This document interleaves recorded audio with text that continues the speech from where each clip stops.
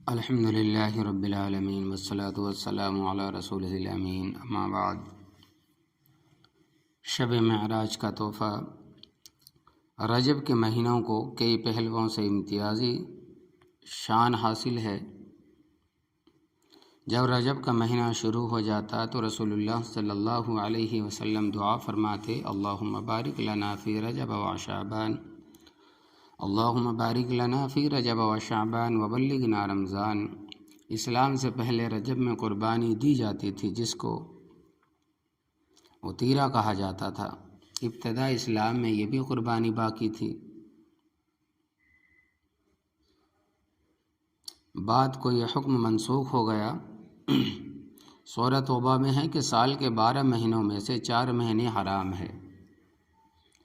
حرام مطلب احترام ہے، حرمت ہے، جس کے اندر جنگ میں پہل کرنے کی اجازت نہیں۔ قرآن میں بھی ان مہینوں میں قتال کی ممانعت کی گئی ہے۔ اسی آیت میں ہے کہ ان حرام مہینوں میں ایک رجب کا مہینہ بھی ہے۔ اس ماہ سے سیرت نبی صلی اللہ علیہ وسلم کا ایک نہایت ہی عظیم الشان واقعہ متعلق ہے کہ اللہ تبارک و تعالی نے رسول اللہ صلی اللہ علیہ وسلم کو آسمانی سفر کرایا اور آپ صلی اللہ علیہ وسلم نے عالم بالا کا مشاہدہ کیا، جس کو واقعہ معراج کہتے ہیں۔ خود قرآن مجید میں اس سفر کا ذکر موجود ہے۔ سیرت کا ایک اور اہم واقعہ بھی رجب ہی میں پیش آیا، جو معراج ہی سے متعلق، اور وہ ہے 5 وقتوں کی نمازوں کا فرض ہونا۔ یوں تو نمازیں پہلی امتوں پر بھی فرض تھیں۔ خود قرآن مجید میں اس کا اشارہ موجود ہے کہ حضرت ابراہیم علیہ السلام نے کعبۃ اللہ کی تعمیر کرتے ہوئے اس کی غرض یعنی یہی بتائی کہ یہاں نمازیں قائم کی جائیں گی، اور اپنے ساتھ ساتھ اپنی ذریت کے لیے بھی دعا فرمائی کہ بار الہا انہیں بھی نماز کی توفیق عطا فرما، رب اجعلنی مقیم الصلاۃ ومن ذریتی۔ سورہ ابراہیم۔ اس دعا کی قبولیت کا ایک اثر یہ تھا کہ حضرت اسماعیل علیہ السلام اپنے لوگوں کو نماز پڑھنے کی تاکید فرمایا کرتے تھے۔ مریم میں ہے کہ قرآن میں جو واقعات ذکر کیے گئے ان سے معلوم ہوتا ہے کہ حضرت شعیب علیہ السلام کی امت میں بھی نماز تھی، اور ان کی قوم اس سلسلے میں ان کو طعنہ بھی دیا کرتی تھی: الصلاۃ تأمرک ان نترک ما یعبد آباؤنا۔ حضرت لوط، حضرت اسحاق، حضرت یعقوب علیہ السلام اور ان کی نسلوں کو قرآن مجید کے بیان کے مطابق نماز کا حکم دیا گیا تھا۔ حضرت موسیٰ، حضرت ہارون علیہ السلام، ان کی قوم بنی اسرائیل کو بھی نماز کا حکم فرمایا گیا۔ قرآن مجید میں حضرت زکریا علیہ السلام کے ایک واقعہ کا نقشہ کھینچتے ہوئے کہا ہے کہ وہ اس وقت محراب میں نماز ادا فرما رہے تھے، وَهُوَ قَائِمٌ يُصَلِّي فِي الْمِحْرَابِ۔ اور حضرت عیسیٰ علیہ السلام سے جب زمانہ شیر خواری میں معجزاتی طور پر گفتگو کرائی گئی، تو اس میں ایک فکرہ یہ بھی تھا کہ اللہ نے مجھے نماز کا حکم فرمایا ہے، وَأَوْصَانِي بِالصَّلَاةِ۔ غرض ہے کہ جس قوم کے پاس بھی وہی آسمانی پہنچی، ان کو ایمان کے ساتھ نماز کا بھی حکم دیا گیا۔ البتہ ضروری نہیں کہ 5 نمازوں کا حکم دیا گیا ہو یا نماز کی وہ حد رکھی گئی ہو جو اس امت کے لیے رکھی گئی ہے، بلکہ حدیث سے معلوم ہوتا ہے کہ نماز عشاء اس امت کی خصوصیات میں سے ہے۔ پچھلی امتوں پر یہ نماز فرض نہیں تھی۔ ابو داؤد حدیث نمبر 421۔ امت محمدیہ پر بھی ایسا نہیں کہ واقعہ معراج سے پہلے نماز فرض نہ رہی ہو، بلکہ قرآن مجید کے بیان سے معلوم ہوتا ہے کہ ایمان کے بعد سب سے پہلے جو فریضہ مسلمانوں پر عائد کیا گیا وہ دعوت دین اور نماز ہے، کیونکہ سورہ علق کی ابتدائی آیت کے نازل ہونے کے بعد سب سے پہلے سورہ مدثر کی ابتدائی آیت نازل ہوئی، اور اس میں آپ کو دعوت دین کے ساتھ ساتھ نماز کی بھی تلقین کی گئی۔ یا ایھا المدثر قم فانذر وربک فکبر۔ پہلی آیت میں آپ سے خطاب ہے کہ دوسری آیت میں اندازی یعنی دعوت کا حکم، اور تیسری آیت میں اللہ کی بڑائی بیان کرنے کا یعنی نماز کا حکم ہے۔ البتہ ابھی دن و رات میں 2 وقت کی نمازیں فرض کی گئی تھی: 2 رکعت طلوع آفتاب سے پہلے اور 2 رکعت غروب آفتاب سے پہلے۔ رکعتین۔ محدثین اور سیرت نگاروں کا اس پر اجماع اتفاق ہے کہ پھر واقع معراج ہی کے موقع سے 5 وقت کی نماز فرض کی گئی۔ احادیث سے یہ بھی معلوم ہوتا ہے کہ ابتدا میں 5 نمازیں 2 رکعت ہی فرض ہوئی تھی، بعد کو 4 رکعت کر دی گئی، البتہ سفر میں 2 رکعت باقی رکھی گئی۔ یہ بات ام المؤمنین حضرت عائشہ صدیقہ رضی اللہ تعالیٰ عنہ سے مروی ہے۔ بخاری حدیث نمبر 3935۔ شب معراج میں 5 وقت کی نمازیں تو فرض کی گئی، لیکن اس وقت نمازوں کے اوقات متعین نہیں ہوئے تھے۔ روایتوں سے معلوم ہوتا ہے کہ واقعہ معراج کی اگلی صبح حضرت جبرائیل علیہ السلام تشریف لائے اور 5 وقت نماز پڑھ کر آپ کو بتایا، اور آپ صلی اللہ علیہ وسلم نے اسی کے مطابق نماز ادا فرمائی۔ اس طرح یہ 5 نمازیں فرض ہوئی اور نمازوں کے اوقات متعین ہوئے۔ نماز کے بعض افعال میں بھی ابتداءً میں سہولت رکھی گئی تھی، جیسے گفتگو کی ممانعت نہیں تھی، بات کرنا نماز کی حالت میں منع نہیں تھا، پھر اس سے منع فرما دیا گیا۔ مسبوق یعنی جس کی کچھ رکعتیں چھوٹ جاتی ہے وہ اپنی چھوٹی ہوئی رکعتوں کو اپنے لحاظ سے ادا کرتا تھا، امام کی اتباع نہیں کرتا تھا۔ پھر امام کی اتباع کو لازم قرار دیا گیا، غرضے کہ یہ دین کا اتنا اہم فریضہ ہے کہ اس کی اہمیت کو ظاہر کرنے کے لیے اللہ تبارک و تعالیٰ نے رسول اللہ صلی اللہ علیہ وسلم کو عالم بالا پر بلایا اور وہاں امت محمدیہ کے لیے مبارک و مسعود تحفہ آپ صلی اللہ علیہ وسلم کو عنایت فرمایا گیا۔ نماز کی اہمیت کے اندازہ اس سے بھی کیا جا سکتا ہے کہ قرآن مجید میں تقریباً 700 موقعوں پر مختلف حیثیتوں سے نماز کا ذکر آیا ہے۔ رسول اللہ صلی اللہ علیہ وسلم جب اسلام قبول کرنے والوں سے بیعت لیتے تو نماز کا وعدہ ضرور کر لیتے۔ بخاری حدیث نمبر 524۔ وفد عبد قیس بارگاہ نبوی میں حاضر ہوا تو آپ نے ان کو 4 باتوں کے کرنے کا حکم دیا اور 4 باتوں سے رکنے کا حکم دیا۔ جن 4 باتوں کے کرنے کا حکم دیا ان میں توحید کی شہادت کے بعد پہلا حکم نماز کا تھا۔ بخاری حدیث نمبر 7556۔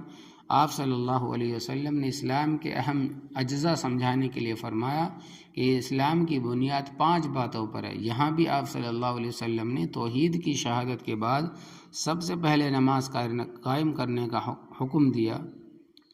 بخاری حدیث نمبر 81۔ آپ نے نماز کی اہمیت واضح کرنے کے لیے اس کو ایمان کا درجہ عطا فرمایا اور ارشاد ہوا، جس نے نماز چھوڑ دی گویا اس نے کفر کیا، من ترکہا فقد کفر۔ ترمذی حدیث نمبر 6621۔ نماز کا عمل آپ صلی اللہ علیہ وسلم کو کس قدر محبوب و مقبول تھا، اس کا اندازہ آپ اس قول سے کیجئے کہ میری آنکھوں کی ٹھنڈک نماز میں رکھی گئی ہے۔ جعل قرۃ عینی فی الصلاۃ۔ نسائی حدیث نمبر 3939۔ نماز سے آپ کو راحت ملتی، سکون قلب حاصل ہوتا۔ آپ حضرت بلال حبشی رضی اللہ تعالیٰ عنہ سے فرماتے کہ نماز قائم کر کے ہماری راحت کا سامان کرو۔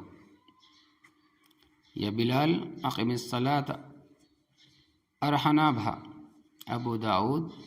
شریعت میں نابالغ پر عبادتیں فرض نہیں کی گئی، لیکن آپ نے خاص طور پر نماز کے بارے میں فرمایا کہ جب بچہ 7 سال کی عمر کا ہو جائے تو اس کو نماز کا حکم دو، اور جب 10 سال کی عمر کا ہو جائے تو اور نماز نہ پڑھے تو اس کو تنبیہ کرو۔ منشا نبی یہ تھا کہ بچوں پر اگرچہ نماز فرض نہیں ہے لیکن ان کو شروع سے نماز کی عادت ڈالی جائے۔ عبادات میں نماز کو بعد ایسی خصوصیات حاصل ہے جو کسی اور عبادت کو حاصل نہیں۔ مثلا نماز کے علاوہ تمام عبادتیں ایک طبقے پر ہے، دوسرے طبقے پر نہیں۔ زکوٰۃ مالداروں پر فرض ہے، غریبوں پر نہیں۔ روزہ صحت مندوں پر ہے، بیماروں پر نہیں۔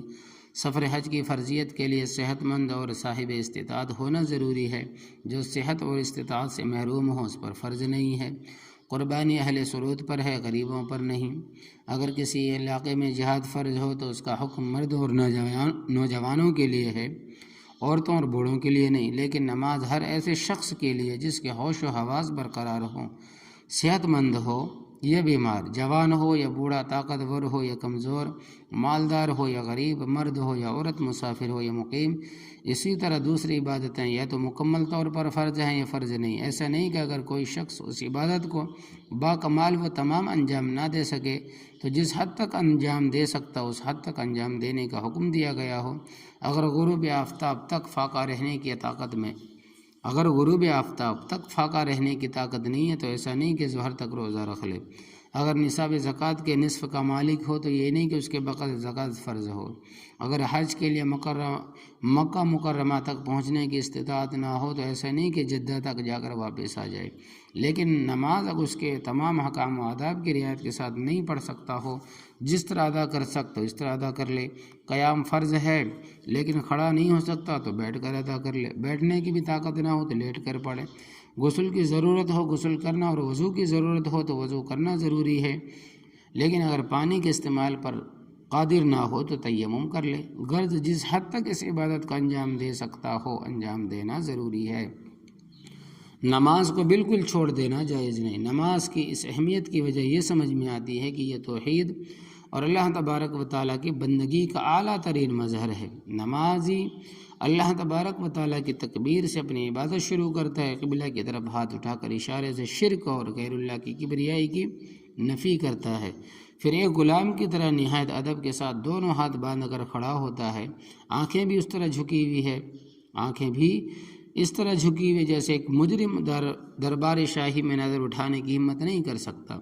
زبان پر اللہ تبارک و تعالیٰ کی حمد و تعریف کے کلمات ہے، کبھی کمر تک جھکتا ہے اور کبھی اپنے مالک کے سامنے اپنی جبین ندامت کو زمین پر رکھ دیتا اور خاک آلود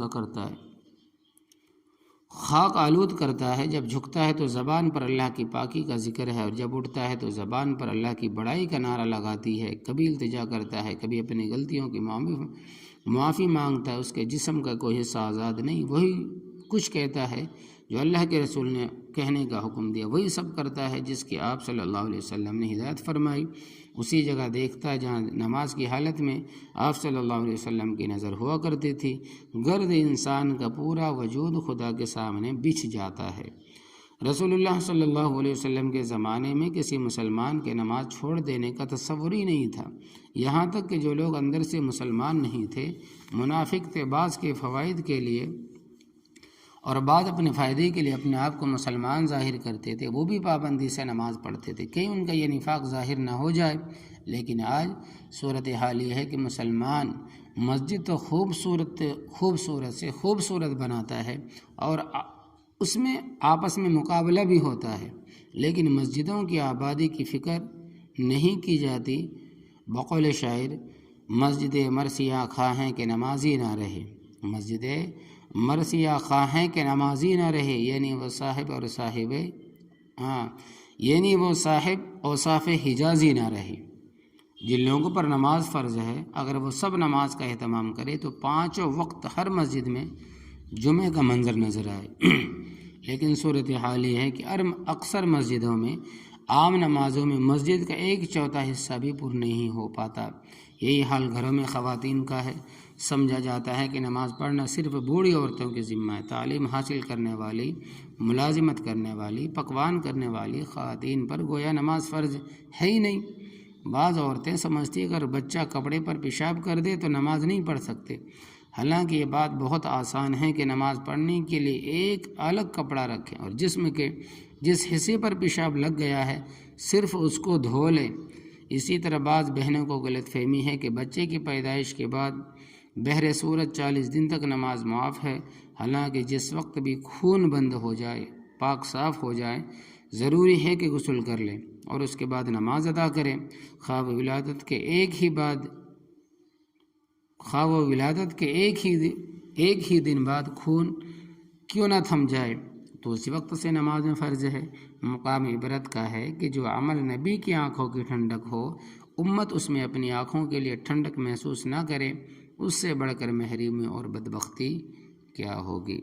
واللہ عالم بالصواب۔ اللہ تبارک و تعالی ہم سب مسلمانوں کو 5 وقت کی نماز قائم کرنے کی توفیق عطا فرمائے۔